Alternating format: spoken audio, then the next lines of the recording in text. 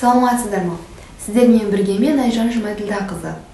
Бүгін мен сіздермен бірге темір тапшылықты анемияның емі мен жүргізілетін зерттеу әдістерін талқылап беретін боламын. Ең алдымен каналдың дамуы үшін каналға жазылып, лайк басып, комментарий қалдыруды ұмытпаңыз.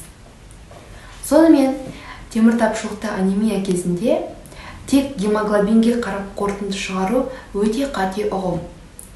Бұл жерде түстік көрсеткіш, эритроцит сапасы мен қан сарысуындағы темір мөлшеріне жіті назар аудару қажет. Ал енді еміне келер болсақ, егер қан жоғалту жағдайы болса, оның себебін тауып, оны жою. Сонымен қатар, темірге бай тағамдарды рационға енгізу. Оған бауыр, сиыр еті мен балық еті жатады, және бұршақ пен қара құмық.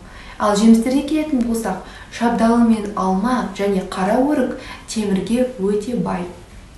Темірмен бірге өзге де микроэлементтер ағзаға түсіп отыру қажет. Сондықтан сүт өнімдерін де тұтынуды естен шығармаңыз. Негізгі емге темір препараттарын қабылдау қажет.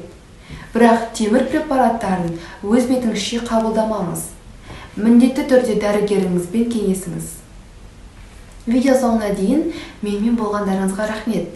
Осындай медициналық ақпараттар шығып тұрғанын қаласаңыз, каналға жазылып, лайк басуды ұмытпаңыз. Ал егер де өзіңізді қандай да бір медициналық сұрақ мазалайтын болса, комментарий бөлігіне жазып кетуіңізді өтінемін. Мен сізге жауап беруге тырысамын.